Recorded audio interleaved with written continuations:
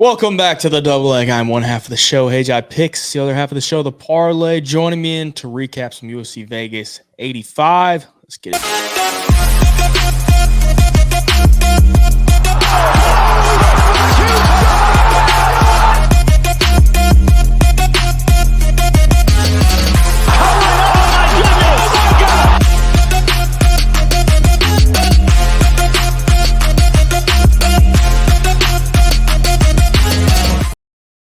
An interesting night of fights at the Apex. Overall, the card was terrible for me from a betting perspective.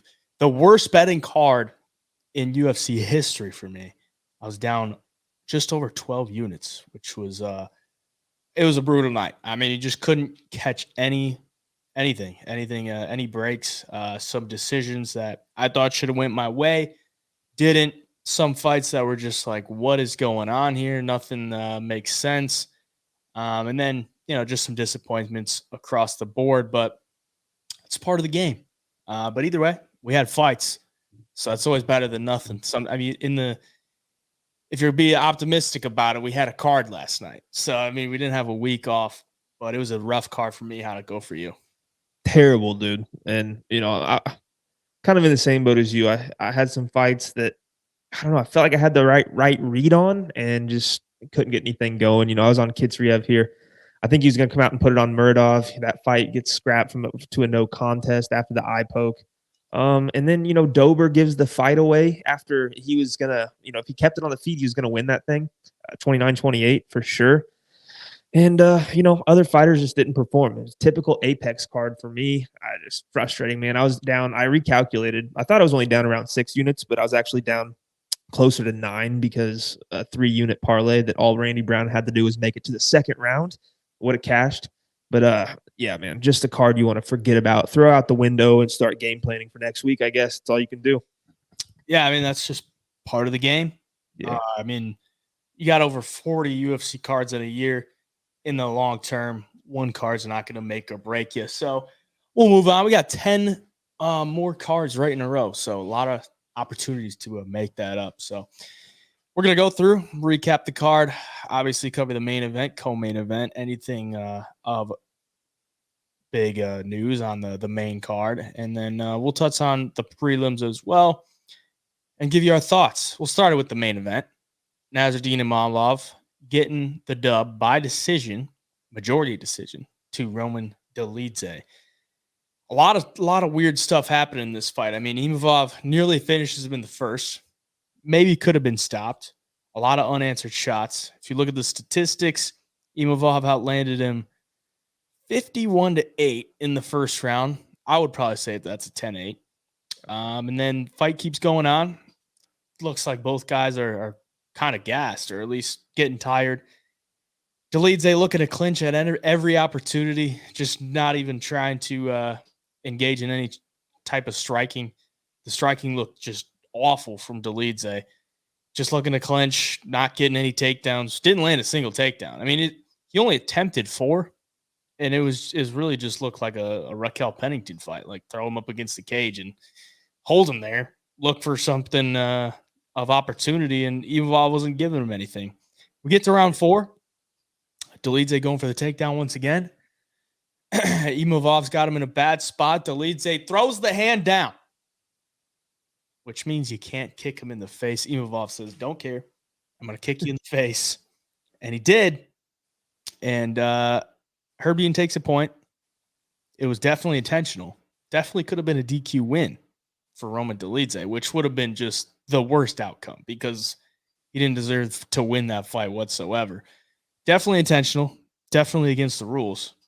But as many people in the MMA world have been saying, that rule needs to go. What do you think about the rule? What are your thoughts on the fight? Because it was a weird one. What do you think? Yeah, it was weird. Yeah, as far as the rule goes, something's got to change. Like, either I don't even want to say keep it and just be, more consistent with how you ref that situation. But I think you gotta take it away completely. I understand a downed opponent, knee on the ground, he's on the ground, whatever. But when guys just aren't even weight bearing and they just have their hand down just to not get hit, like, that's where it becomes sketchy to me, and that's where we got to do something about it, in my opinion. It's like, this is fighting at the end of the day. I've seen other promotions with better rule sets when it comes to that type of thing, and I think the UFC just needs to do away with it.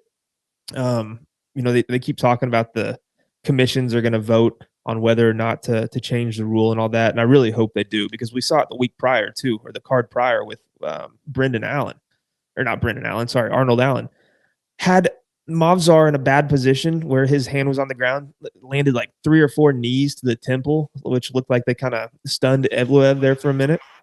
And if that fight goes on, he throws a few more knees, it could have been the end of it. Like, we don't know for sure, but it's just something that needs more clarity at least, and I'd love to see him do away with it. But as far as the fight goes, like, Dolidze's got to add another wrinkle to his game. He just can't expect to beat high level guys, just putting him against the cage and holding on for dear life. Like, he wasn't even looking for takedowns. That's the thing. He wasn't looking for trips. He wasn't looking to, advance position, try to get to his back.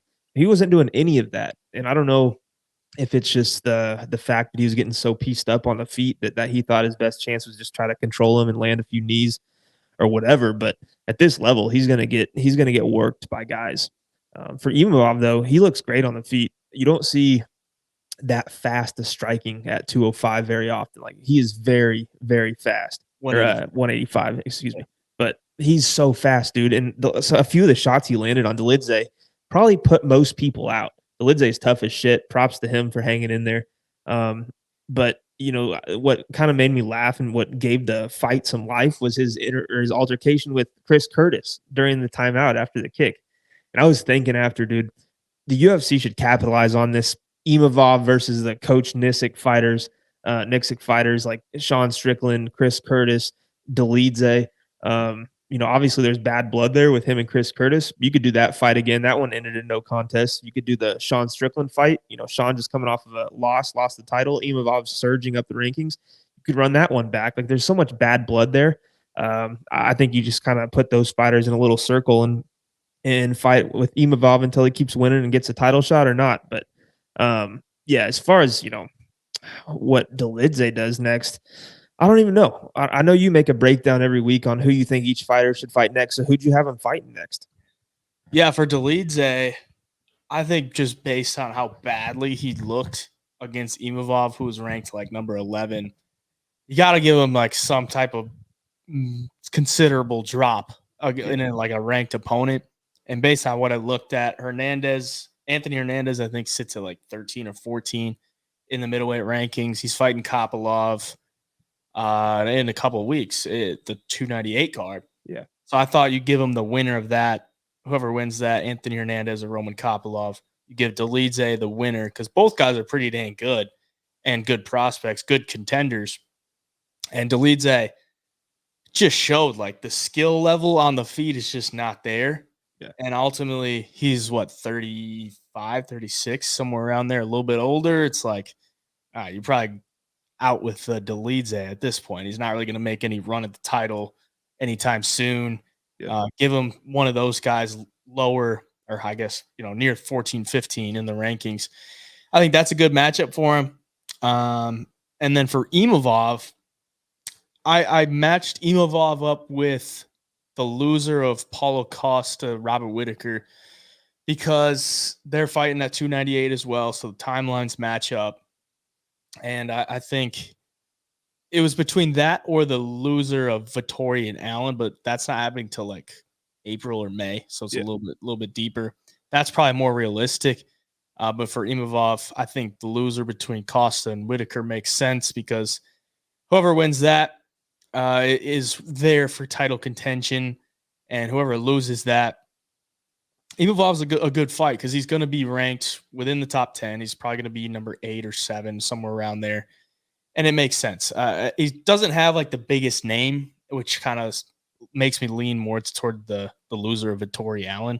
It's probably what I think they'll eventually do, but I think the timelines match up. Imavov's not a guy that fights all that often, and I don't know, they did either Costa or Whittaker would take that fight.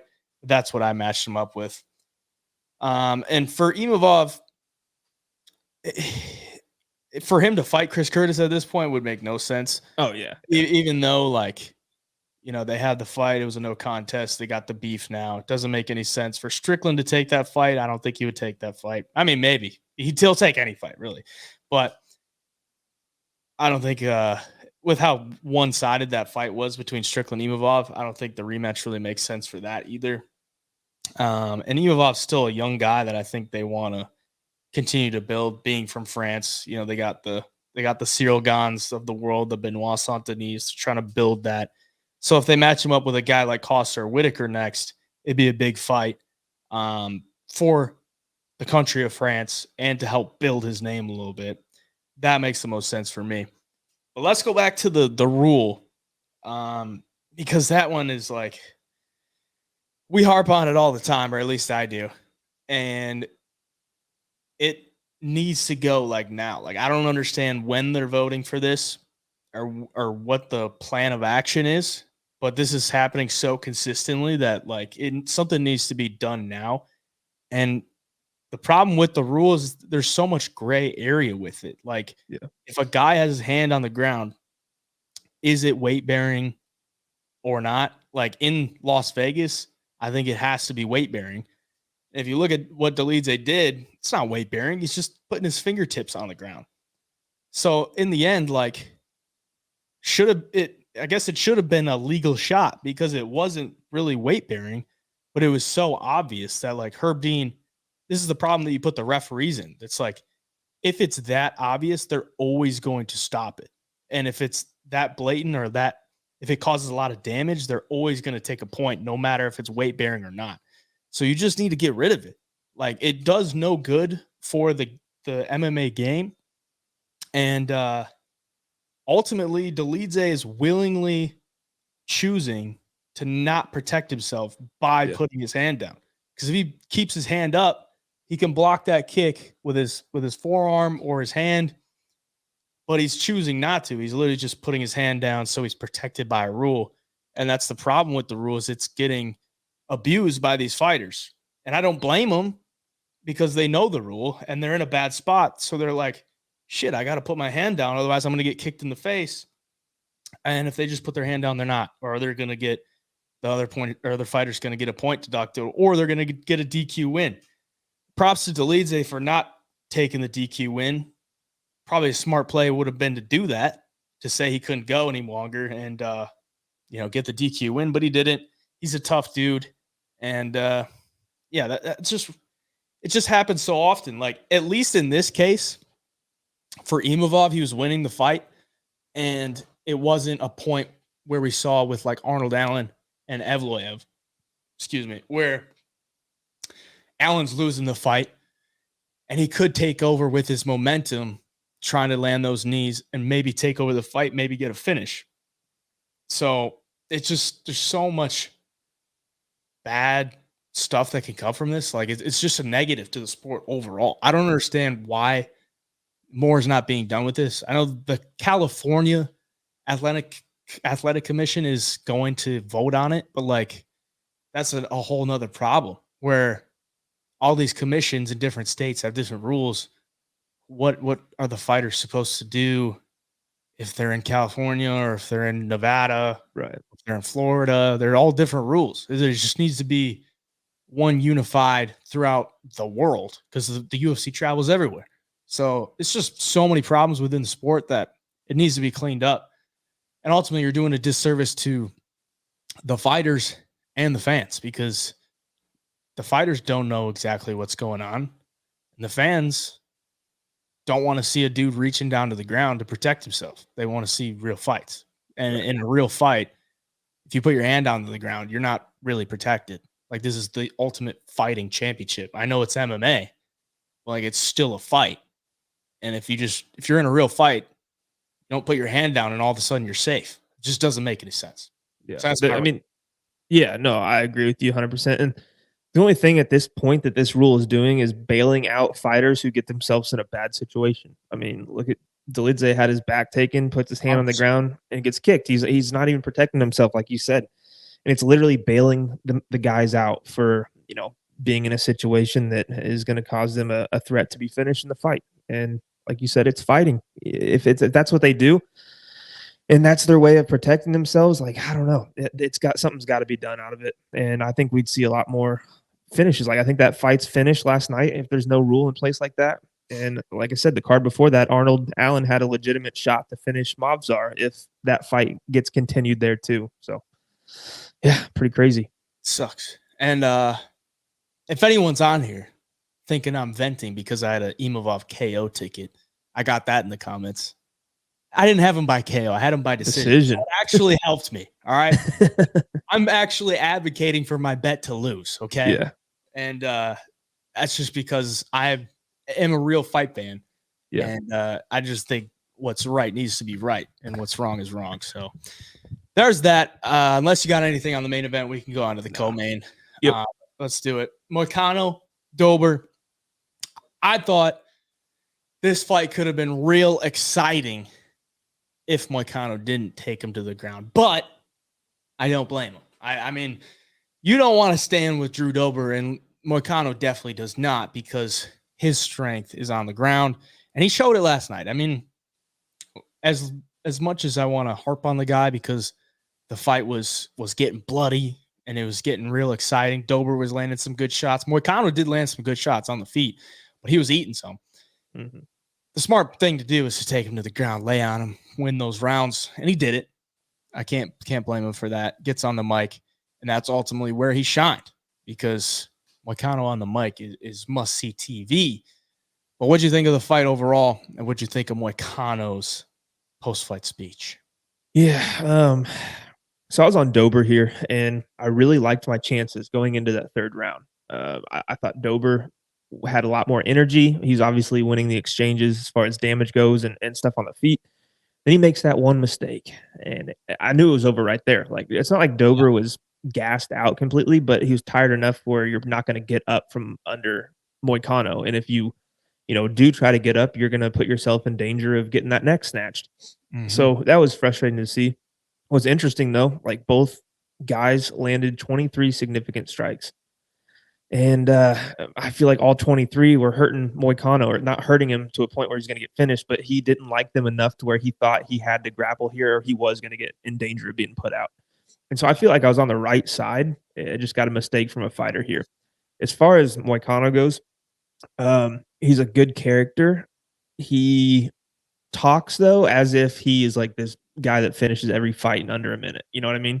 Yeah. Like, he went out there and did everything he could not to get – I don't even know what I'm trying to say. He did everything he could just to win the decision. He wasn't trying to finish the fight at all. He wasn't trying to advance position against Dober and find submissions and stuff. I mean, he literally hardly did. You landed 23 significant strikes, and you were on top of Dober for 10 minutes and 33 seconds. Like, that's crazy. Like, I don't know. Dober's not a threat off of his back laying when you're in his guard. So I wish I would have seen him do a little bit more to try to change the fight and not make it as close, or at least separate yourselves as far as the damage goes. But on the mic, Moicano is a gem. He's fun to listen to. He's funny as hell. Called out the MMA guru. I thought that was kind of funny. But yeah, Dober is never going to get cut from the UFC because he's so fun to watch, and he's dynamite, and he gets in these wars. He just didn't have a willing dance partner to do that on the feet last night. So props to Moicano too for landing the takedowns that he did. He was 3 of 6. That's 50%. That's pretty damn good at the UFC level. And when he had Dober down, he made it near impossible for Dober to get back up. So props to Moicano for that one. Yeah, I mean, at the end of the day, Moicano made a business decision. He's like, oh yeah, and it's a smart move because he needs to get that win. If he doesn't get the win, that's a terrible night for Moicano, because if he doesn't get the win, he doesn't get the shot on the mic. Yep. And I was looking for, I searched on Twitter, Renato Moicano, and I was looking for some film from the fight, and there's no film from the fight. Yeah. The only thing for videos on Twitter is Moicano on the mic. So if he doesn't get the win, he doesn't get the chance to go on the mic, and that's all anybody's talking about is what he said on the mic. And it was very entertaining. He's a very entertaining dude.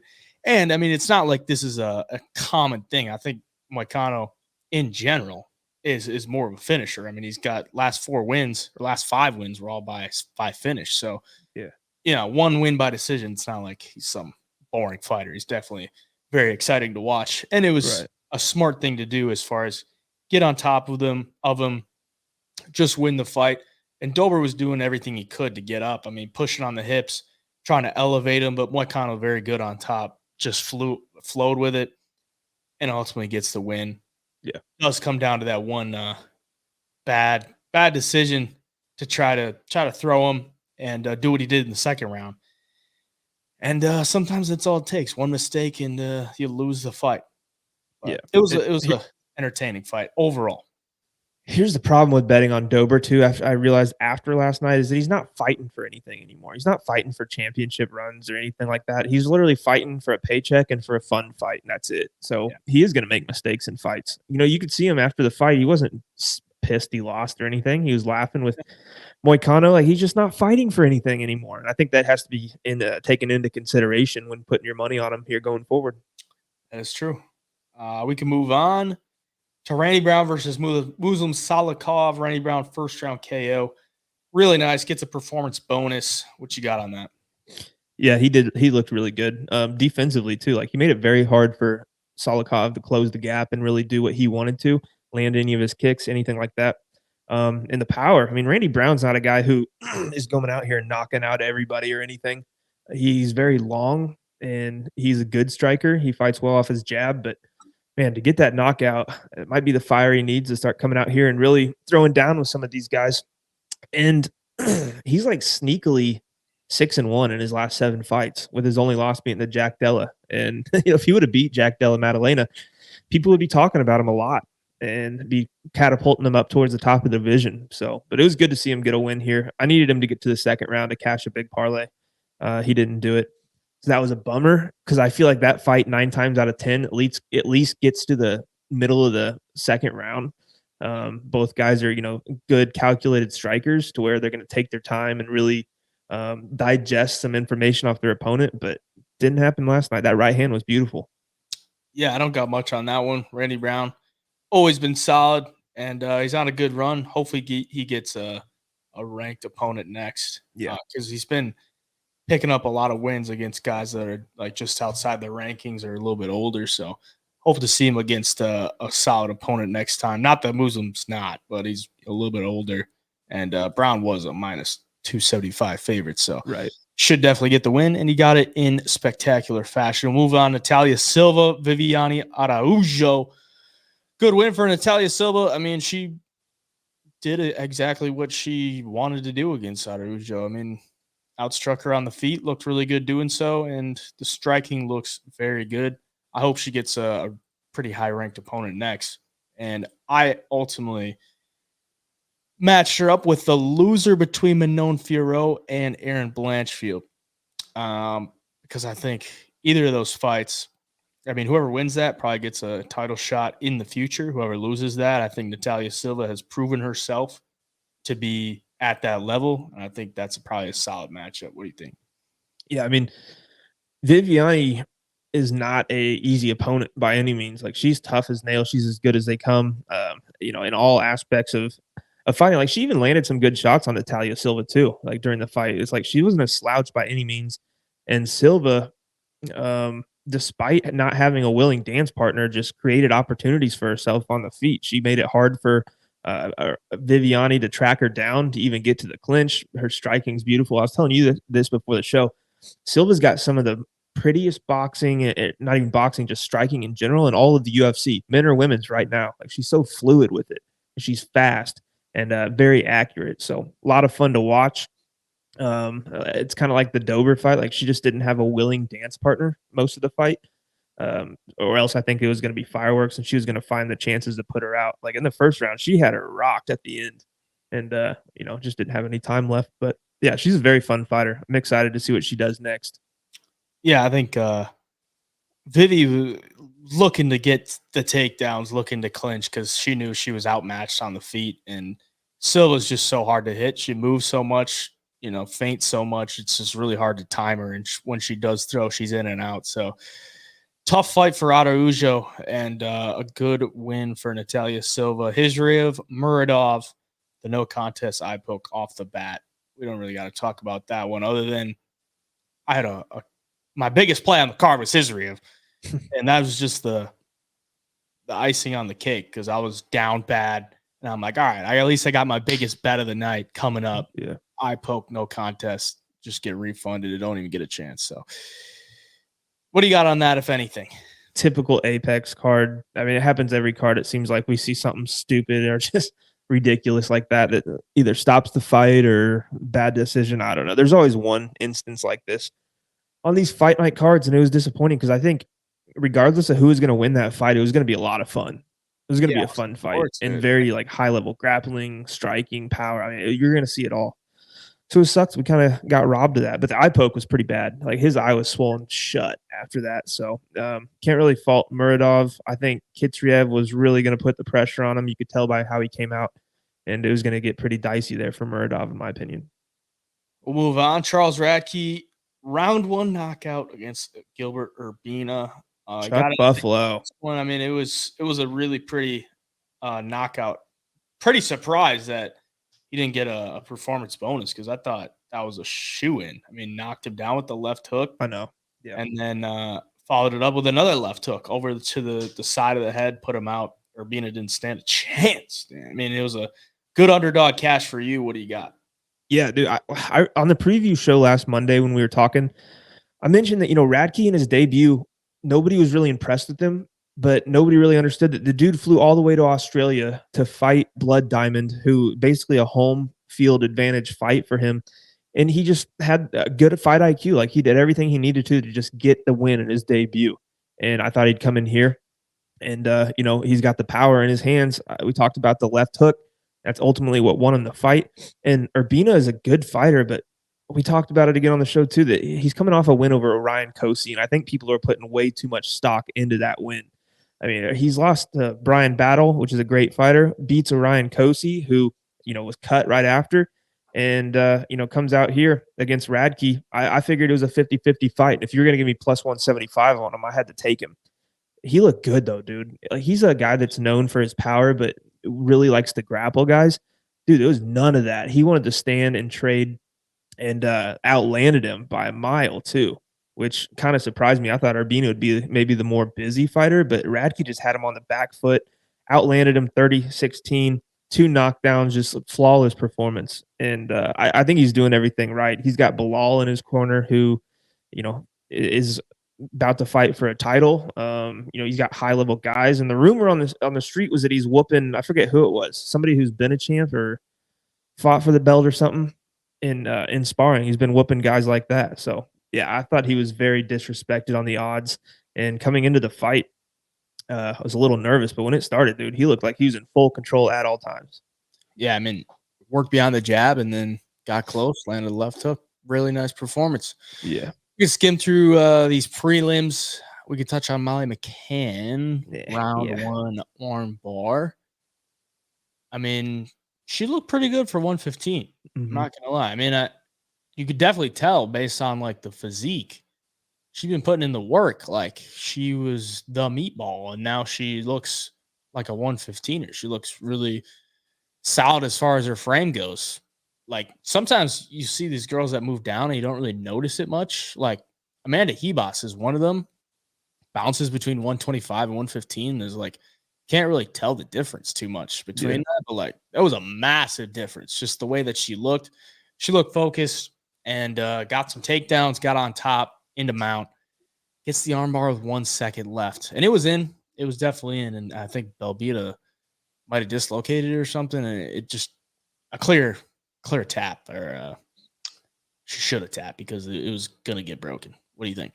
Yeah, I think it's a good move for Molly down to 115 if she's like healthy when she's cutting weight. And she looked like she was, like the way she talked to, had the talk with her coaches after her last loss. Like, if you want to be world champ material, you got to dial it in. This looks like she did. And, she's always so undersized at the 125. So dropping down to 115, maybe that's the right class for her. But she did look good. She looked good. Charles Johnson getting a win as a dog against Azat Maxim. A good come from behind victory because he was damn near out of it in round 1. Got anything on that one? No, I thought they were gonna screw Johnson though, just because Azat's kind of up and coming. Yeah. I was waiting Yeah. for it, but yeah, dude, Johnson, man, I was on Johnson against Estevam in his last fight for the exact reason that happened last night, and I was too scared to pull the trigger this week just because he's been losing. So that one's on me. Temba Garimbo round 1 KO. And I mean, I'm pretty sure I remember the KO prop was like plus 500 or something like Yeah, that. And as he's walking into the cage, I think it was Lorisenko that said Temba Garimbo said he's going to manifest a round 1 KO. And I'm like, all right, if he gets yeah, this dude's the truth. If he can manage a round 1 KO after, seeing those odds, I'm like, all right, this guy's must see the future or something. Goes yeah, out there, big overhand right, clips him on the side of the head, and that was it. I mean, he put him out cold. He had a Pete Rodriguez diving for legs on the referee. So good win for Temba and a statement win. Honestly, very surprised he didn't get a performance bonus either. I'm like, how does Molly McCann get a performance bonus yeah, when she's like a minus 275 favorite? Uh, and she's got all these sponsorships. The UFC probably pays her a decent amount, but like Charles Radke doesn't get a performance bonus. He's literally at the press conference asking for money. He says he's broke. yeah. Doesn't get a performance bonus. Temba doesn't get a performance bonus. Like, this is wild where these performance bonuses go. But yeah, good win for Temba. What do you got? Molly, the UFC wants her to succeed so bad. It's like blatantly obvious, but yeah, even like Radke deserved one. But if anybody, Timba, man, that's a 30-second Yeah. KO. No, Pete 100%. Rodriguez didn't land one significant strike, and Timba flatlines him and follows up with a bunch of shots in 30 seconds. Come on, UFC, what are you doing? Especially for a guy like him too, who everybody likes. I think the UFC would like him to win as well. He's got all the backstory with the Rock, yada yada. But when he walked out and they Laura Senko was talking about the KO and all that, and said Timba Garimbo has said he's going to be the world champ this year, and I started chuckling to myself. I was like, yeah, whatever. And then he does that, and I'm like, shit, he shut me up real quick. Like, Yeah. if you do that a few more times, you're going to be climbing the ranks pretty damn fast. And it's now or never for Timba, who's like 34 or 5. So, yeah, super happy for him, dude. He's a good dude. And, he did exactly what he said he was going to do. Yeah. And I mean, I think everyone likes the guy. Yeah. And at the post fight interview, they asked him about the champ at the end of the year or by the end of 2024. And he was like, I just got to get one shot, short notice against a ranked opponent, go in there, make a statement, get a statement win. And I'm right there. I'm like, at least he's got a path, Yeah. that does make sense to some degree. I mean, he's a welterweight. There's a good amount. I mean, there's crazy things have happened. I mean, we saw Sean Strickland go from, well, I mean, he took a 8 or short 9 or notice something. fight against Imavov in January, and he was the world champ by September. So, I mean, crazier. I mean, that would be pretty crazy, but The that is, there's some crazy stuff that happens in the sport, and I mean, I'm not going to doubt him. Not going to yeah. doubt him. I mean, it would be a wild thing to pull off, but I'm not going to doubt him. The thing with Timba though is there's nobody, I guarantee you, there's nobody in the UFC as locked in and dialed in as him. Oh Like yeah, the guy has nothing else but MMA right now. I'm pretty sure I don't know if his family's over here now with him, but wasn't. Like this dude is lives, eats, breathes mixed martial arts and wanting to become the champ. And at this day and age with social media, you just don't see that out of guys. Guys are distracted. Guys are getting these deals on the side and all these um, deals where they got to show up and do a certain amount of, or do certain things for money, yada yada. And Timba's just locked in. So yeah, it's hard. Like you said, it's hard to doubt him. man on a mission. Yeah. Jung Young Lee, Blake Builder. I got nothing on that other than Nah. Blake Builder looked like trash. Luana Carolina, Yulia Stolyarenko. Don't got much on that. Not the highest level striking from Yeah. Yulia Stolyarenko. No. Nearly had the submission, but I mean, what a comeback though. I will say that from Carolina. Damn near gets subbed in the third and then gets up and whoops her, puts her out with 8 seconds left. Impressive. Markel Maderos, Landon Quinones. I don't want to come on here and act salty because my bet lost, but I thought Landon Quinones won the fight. I thought he won all 3 rounds. and it was a 29-28 unanimous for Markel Medeiros. Is what it is. Wouldn't really change too much for me. But it was a good fight overall. I mean, solid striking for both dudes. Both guys look pretty sharp. But yeah, got anything on that? Otherwise, we can move on to the fat heavyweights. I will say that Quinones looked a little more tired than I expected him to be later in the fight. It's not like he was gassed or anything, but to see him throw up the numbers he did against, Nasrat Haqparast and then versus Medeiros, it was a little surprising to me. But Medeiros' head was snapping back with every shot that Quinones landed. I thought he landed the way more significant strikes in the fight. I was on Medeiros, but I was a little shocked to hear a unanimous decision for him. Yeah, I just thought, it was pretty even as far as the strike counts go. Yeah. And everything that Quinones landed was more clean, more to the head.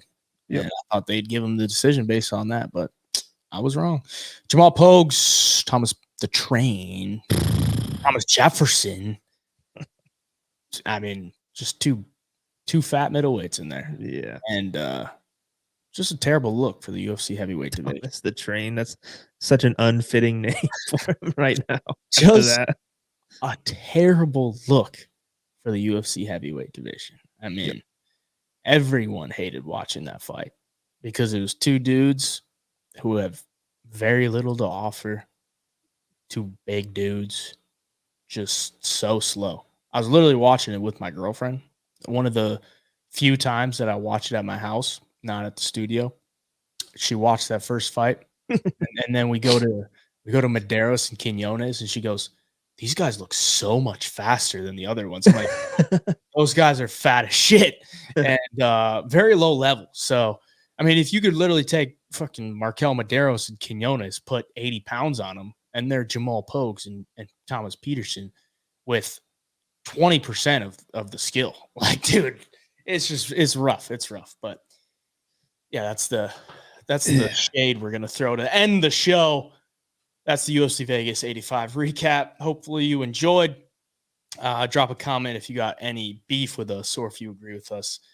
Hit the like button for us. We'll be back soon with the UFC Vegas 86 breakdown show, the full card breakdown, be coming to you Tuesday, and then the Best Bets show later in the week. If you want to join the Double Leg Premium, link is in the description. We are coming off a very bad week, but in the past, and this is one thing, if you watch till the end of the show, which I would appreciate if you did.